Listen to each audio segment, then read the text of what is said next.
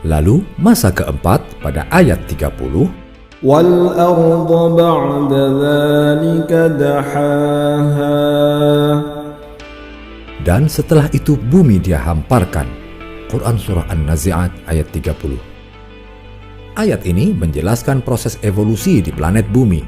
Setelah bulan terbentuk dari lontaran bagian kulit bumi karena tumbukan benda langit lainnya, lempeng benua besar atau Pangea kemudian dihamparkan yang menjadikan benua-benua mulai terpisah membentuk 5 benua plus Antartika. Bumi dihamparkan dalam ayat tersebut bermakna lempeng benua yang bergeser sedikit demi sedikit dalam waktu ratusan juta tahun. Sekitar 225 juta tahun lalu, semua benua masih bergabung. Lalu, benua Amerika mulai berpisah dari benua Eropa dan Afrika, sementara benua Asia bergabung dengan lempeng India Australia yang terlepas dari benua Afrika. Berikutnya, masa kelima, ayat ke-31, أَخْرَجَ مِنْهَا مَاءَهَا وَمَرْعَاهَا. darinya Dia pancarkan mata air dan ditumbuhkan tumbuh-tumbuhannya. Quran Surah An-Nazi'at ayat 31. Ayat ini menjelaskan awal penciptaan kehidupan di bumi, mungkin juga di planet lain yang disiapkan untuk kehidupan dengan menyediakan air. Proses pemanasan yang menyebabkan penguapan dan pembentukan awan, lalu hujan yang menyebabkan siklus hidrologi yang akhirnya memancarkan mata air. Al-Quran tidak menjelaskan proses awalnya, tetapi hanya menguraikan substansi proses hidrologis yang dikaitkan dengan proses awal kehidupan, yaitu menumbuhkan tumbuh-tumbuhan sebagai makhluk hidup pertama. Kehidupan diperkirakan bermula dari laut yang hangat sekitar 3,5 miliar tahun yang lalu berdasarkan fosil tertua yang pernah ditemukan. Di dalam Al-Quran Surah Al-Anbiya ayat 30 memang disebutkan semua makhluk hidup berasal dari air. Lahirnya kehidupan di bumi dimulai dari makhluk bersel tunggal dan tumbuh-tumbuhan. Yang menarik, proses lahirnya kehidupan yang dimulai dari tumbuhan terkait dengan skenario Allah menyiapkan kehidupan di bumi.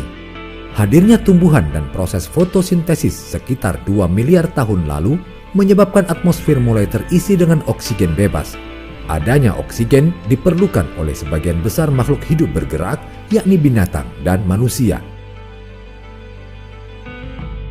Dan terakhir, masa ke-6 dijelaskan pada 2 ayat berikutnya dalam surah An-Nazi'at. وَالْجِبَالَ أَرْسَاهَا مَتَاعًا لَكُمْ وَلِأَنْعَامِكُمْ. Dan gunung-gunung dipancangkan dengan teguh. Semua itu untuk kesenanganmu dan untuk hewan-hewan ternakmu. Quran Surah An-Nazi'at ayat 32-33. Ayat ini menjelaskan lahirnya gunung-gunung akibat evolusi geologi dan mulai diciptakannya hewan dan manusia.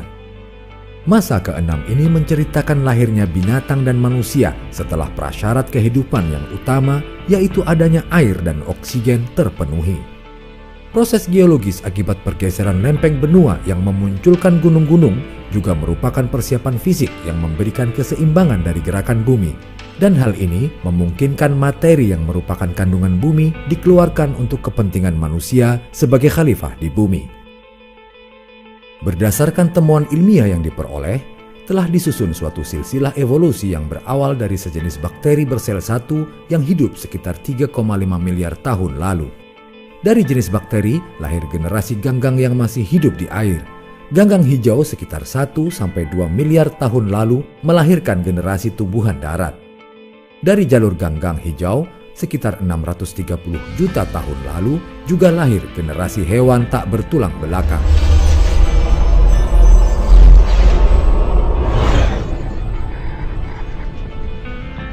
Tentang penciptaan langit 7 lapis, hal itu merupakan fenomena yang ditemukan dalam Al-Quran.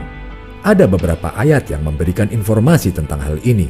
Di antaranya adalah yang terdapat pada surah Al-Mulk ayat 3, yaitu الذي خلق 7 سماوات طباقا ما ترى في خلق الرحمن من تفاوت فارجع البصر هل ترى من فطور.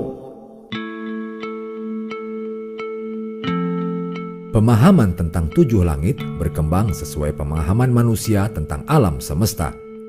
Dalam kebudayaan Eropa kuno, orang menganggap langit itu berlapis-lapis dengan bumi sebagai pusat alam semesta atau geosentrik. Bulan berada pada langit pertama, kemudian pada langit kedua sampai ketujuh masing-masing ada Merkurius, Venus, Matahari, Mars, Jupiter, dan Saturnus. Di luar langit 7 itu ada bintang-bintang lainnya. Dulu, orang juga mengaitkan dengan astrologi atau peramalan bintang, yaitu bahwa benda-benda langit yang dikaitkan dengan kepercayaan akan dewa penguasanya mempengaruhi kehidupan di bumi bergantian dari jam ke jam.